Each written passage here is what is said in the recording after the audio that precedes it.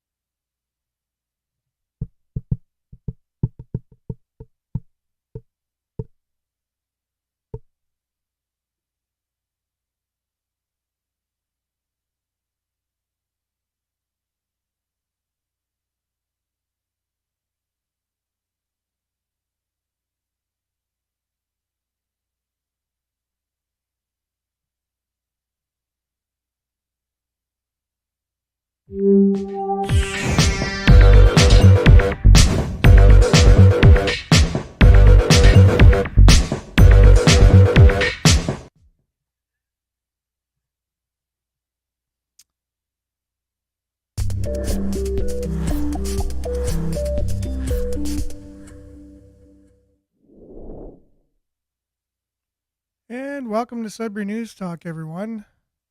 I'm AJ Walsh, glad to be here with you. Thankful that you're here with us. It's a bit of a weird morning this morning. I'm not sure what is going on, but for some reason our software for transmitting to the radio isn't working, so we won't be on CKLU this morning, unfortunately, but we are live on Facebook and YouTube. So just a bit of a discombobulated beginning to the show. I apologize. It is what it is. I had to put a playlist on CKLU, so that way there's actually something playing on the radio while we get started here on the show.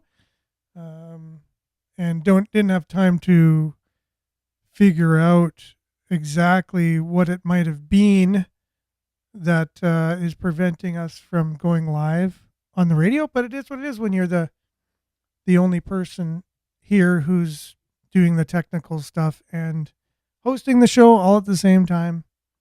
It is what it is when you're on the radio and you are on live streaming at the same time, and you've come up with your own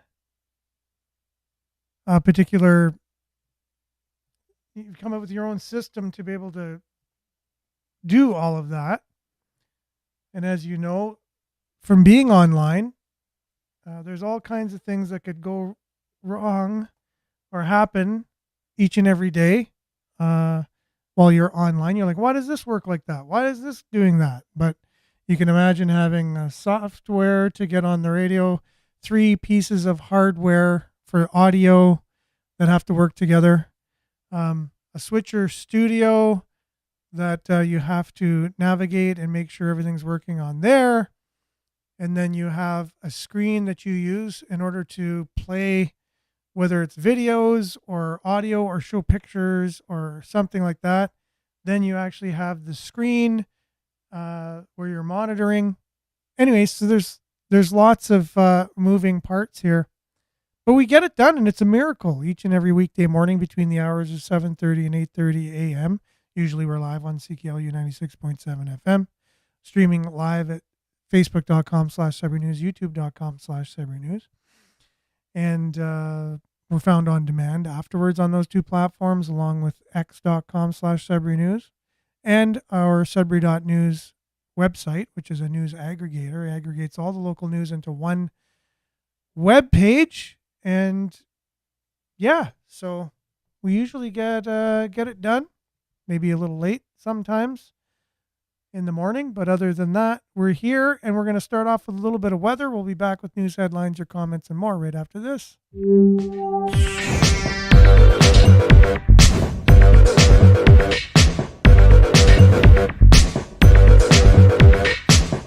And Sudbury weather brought to you by sudburyweather.ca. Currently, it is 7 degrees. It is sunny, and you can expect it to stay sunny today with a high of 24, UV index 7 or high. And then tomorrow, mix of sun and cloud as the clouds roll in, high of 23, and then 60% chance of showers for Thursday and Friday, 14 degrees, 19 degrees respectively. And then 30% chance of showers on Saturday, high of 16, then 17 and partly sunny on Sunday. Monday, 26 degrees, a mix of sun and clouds. So, you know what? Temperatures moderately warm, nothing hot. This has been a very cool May, and May's almost over, which is also interesting.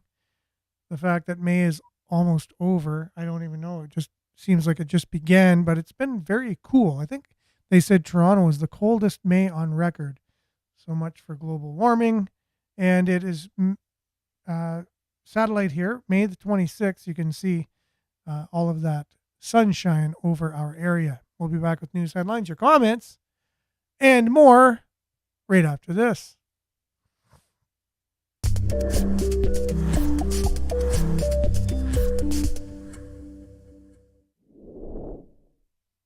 And I'd like to thank everyone who sends me material, whether it's through Messenger or it's through email, whatever way you send me, news stories, people that are sharing their worldview and, giving us information on alternative information than what the mainstream media does. It's very refreshing. There's lots going on out there.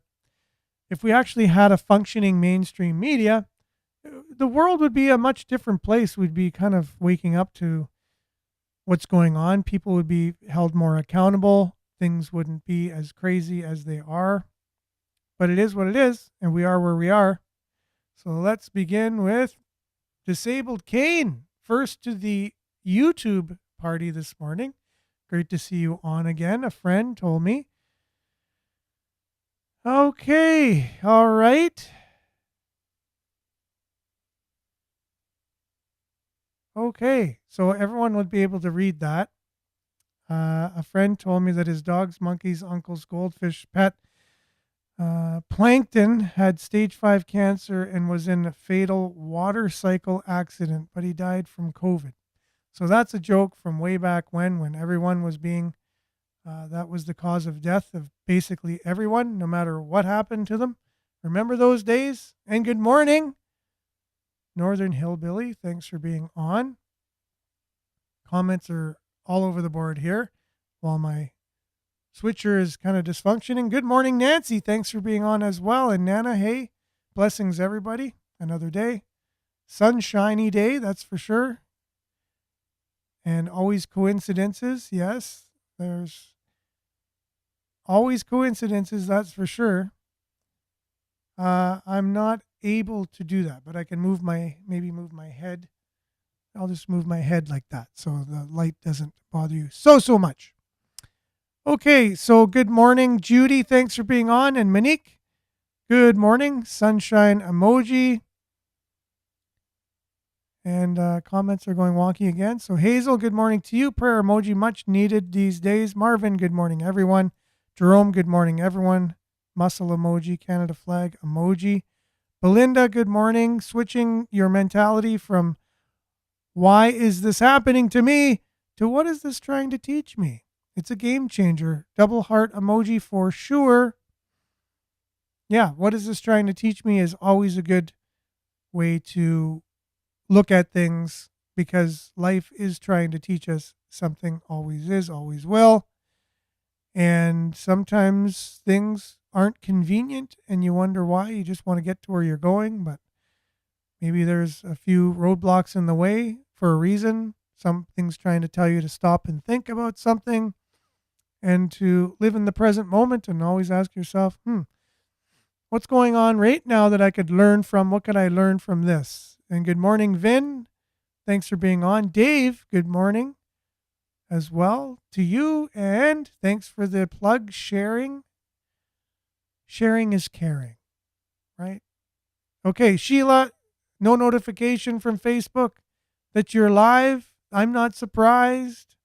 Lots of glitchy things this morning. Marvin, I got my coffee and popcorn and on with the news.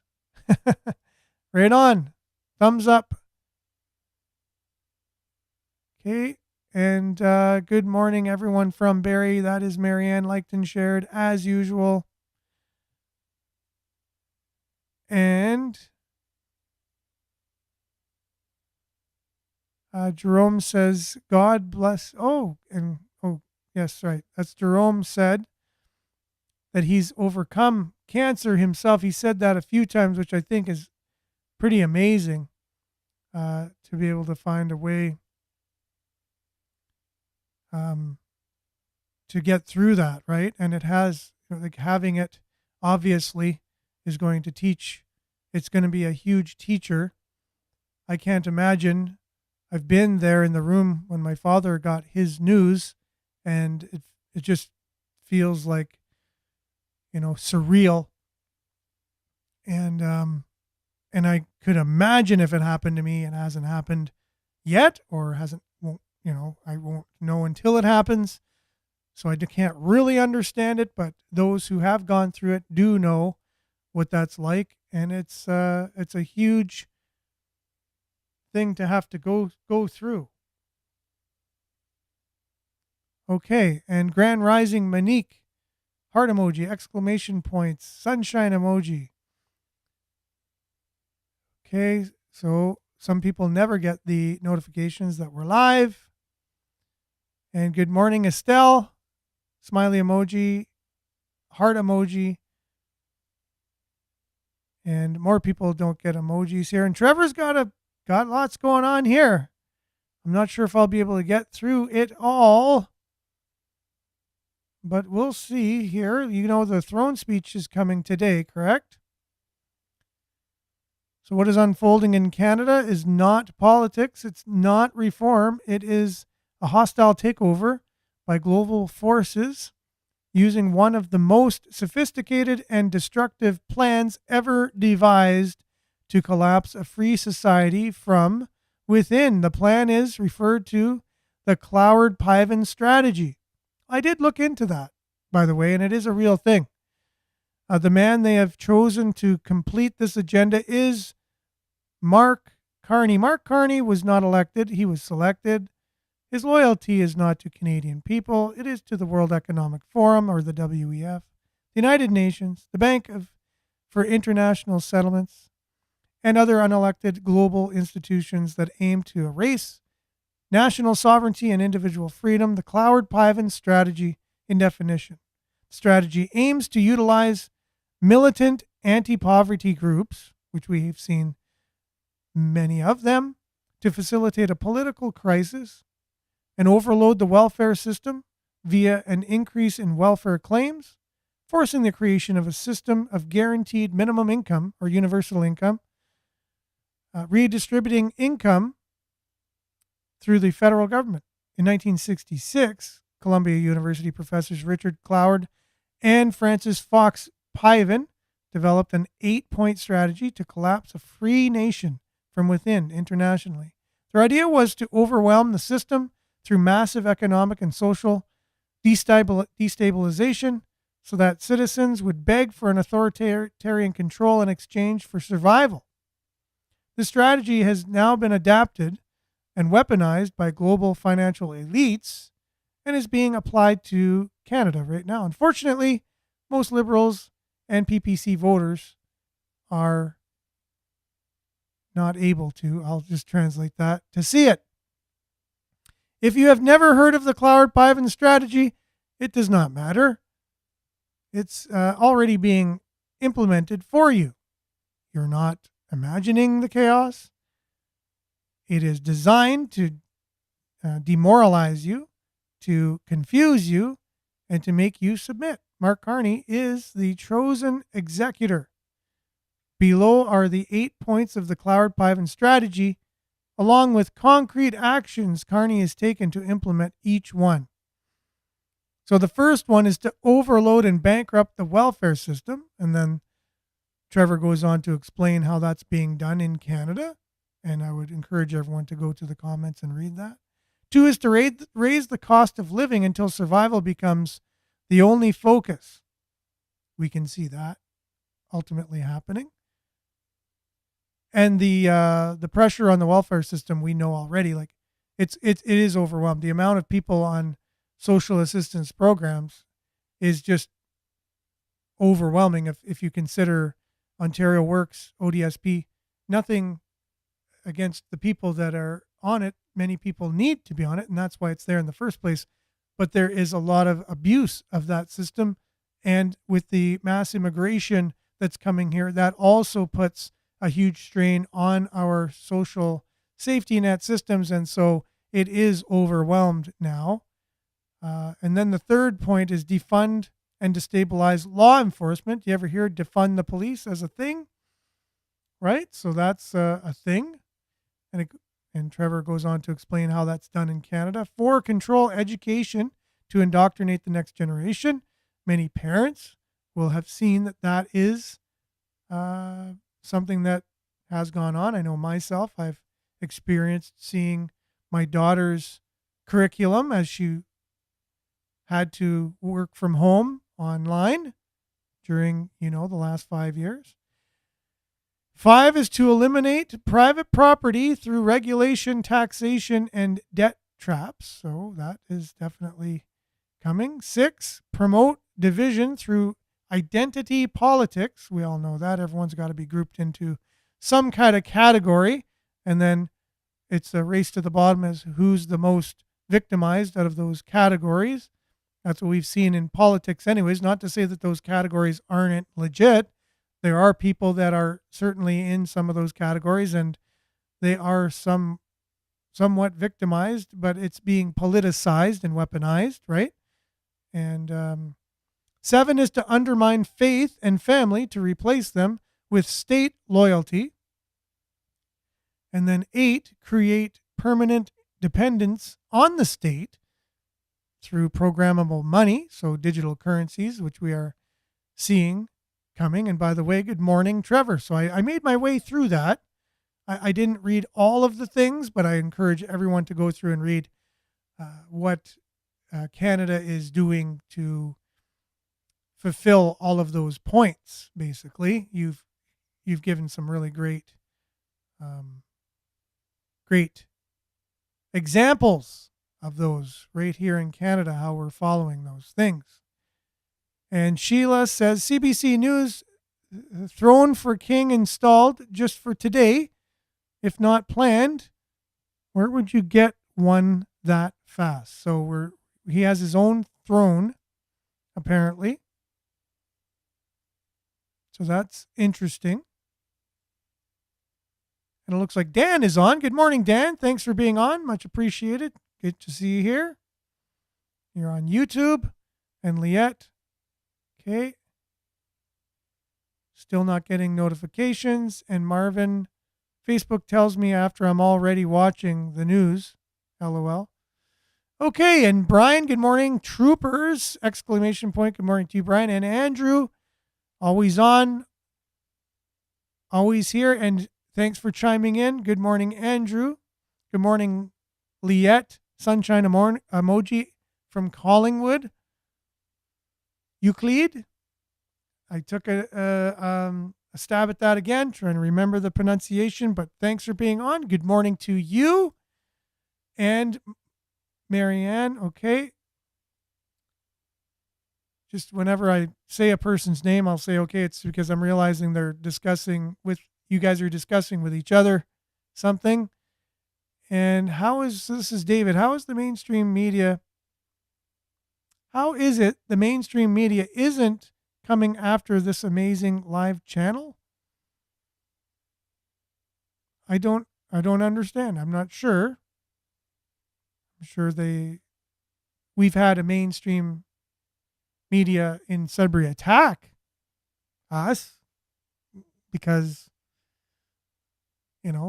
they took offense to something we have said here, but I don't know. Mainstream media is paid off by the government and so cannot bite the hand that feeds them, so they can't really hold the government, the people that are paying them, fully accountable, because why would you? It just doesn't make sense. If you're being paid if you're being paid by the government, why would you then go and attack them or hold them accountable and ask them questions that make them feel uncomfortable when your very survival depends on it? And good morning, Miles. It looks like Trevor is nailing it this morning with the Cloward Piven strategy for sure. I know he mentioned it maybe last week or something, and I went in right after that and looked it up. And it is very interesting. It's exactly what he said. It's a strategy to bring down a country from within using those particular methods. And these things are real. Like there's think tanks that get together and they try and work these things out, believe it or not. And okay, how could we take down a country if we really wanted to? Like the United States. It was designed for the United States, but could be used for any country, right? And I believe Belinda shared and that was Macron. That's what I was going to ask you when you shared that video this morning of his wife or whatever kind of maybe punching him in the face or at least slapping him in the face or something. And Hazel did see the slap in the face as he's getting out of the plane. So if you haven't seen that, look that up this morning. It's very funny. Maybe I'll find it at some point and we could play it on the show. It is very, very funny. And then he realizes the door is open and there's cameras there. And so he waves as if nothing's happened. So it's pretty interesting. The States has rejected the WHO treaty. 900 million in funds stopped. Thumbs up. I would agree with that as well. Many people agreeing with what Trevor has shared here about the, looks like 8 steps of the Cloward Piven plan to dismantle a country from within. Marvin says, this is not Canada. We are being dictated to, not governed. This itself is a violation of our human rights, and we need to stop out of control, insane, inhumane acts forced on us in Canada. Belinda says, brokers are looting the world. Bankers are brokering the looting of the world. I guess I could save myself there. You're not in the middle of a recession. You're in the middle of robbery. I guess with that, we could probably start with our deep dive of the day, maybe work our way backwards to some local news. I'm not sure if that can work or not, but sure I can try that. Good morning, Brian. Thanks for being on. And Shirley, good morning, Sudbury. Wishing all of you a happy, blessed Tuesday. And thanks, Euclid, for acknowledging that my attempt was successful. And absolutely, we have a hidden government. So again, Blender News is one of my favorite all-time Canadian alternative news that I just think they do a bang-up job.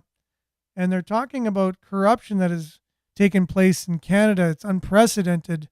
And I guess on the Day of the Throne speech, and Betty, good morning to you from Niagara. Thanks for being on. And they talk about, I have to play this over again because it's a reel. I don't like reels, playing them on the show because they don't function that great. I got to get them right away. So this is Blender talking about corruption in Canada. If you didn't know, lots of it's been happening for a long time. And then we'll dive into maybe some more local stuff right after this. Is a nation run by criminals for criminals? There's a moment in every collapsing society when people stop asking, how did this happen? And start asking, was it allowed to happen? For years, we've been told that crime, disorder, and corruption are unfortunate side effects of an increasingly complex world, but The more we look at the facts, the legislation, the failures, the curious relationships, the more difficult it becomes to believe that this is just the byproduct of incompetence. It looks more like a system that's been built to fail, or worse, a system built to serve interests we're not supposed to see. Let's start with a name few Canadians outside of Alberta likely knew until recently: Liberal MP Randy Beausoleil. Alongside his business partner Stephen Anderson, Beausoleil co-owned Global Health Imports, a company embroiled in lawsuits over allegations of defrauding clients out of hundreds of thousands of dollars. The company shared an address with Francesca LeBlond, a woman detained in 2 major international cocaine trafficking operations, including a 460-pound seizure in the Dominican Republic in Edmonton's largest ever cocaine bust in 2013. Global News confirmed that LeBlond was one of the several passengers under RCMP investigation. Despite this, she faced no criminal charges in the Dominican bust. Now, let's hypothesize here for a second. If you were operating an international drug trafficking syndicate, you'd need 3 types of players. Someone in the business of international logistics, Anderson. Someone in power who can influence trade, law, or enforcement policy, Beausoleil. And someone in the shadows, a disposable pawn to take the fall when needed, LeBlond. That's speculation, sure, but it's also a textbook configuration. Organized crime has always worked this way. Legitimate fronts, political protection, and fall guys. But yet, there's been no serious political or law enforcement scrutiny into this arrangement. The silence is louder than any denial. Then there's former Prime Minister Justin Trudeau, who was allegedly caught in an RCMP surveillance operation meeting privately with Paul King-jin, a suspected kingpin of transnational Chinese organized crime. Jin is no street-level dealer. He's accused of laundering hundreds of millions through underground casinos, real estate deals, and narcotics routes stretching from Vancouver to Mexico, Panama, and Hong Kong. He's linked to the Sam Gore Syndicate, one of the largest criminal networks in the world. When the RCMP and DEA tried to take him down, prosecutions collapsed, investigations fell apart, and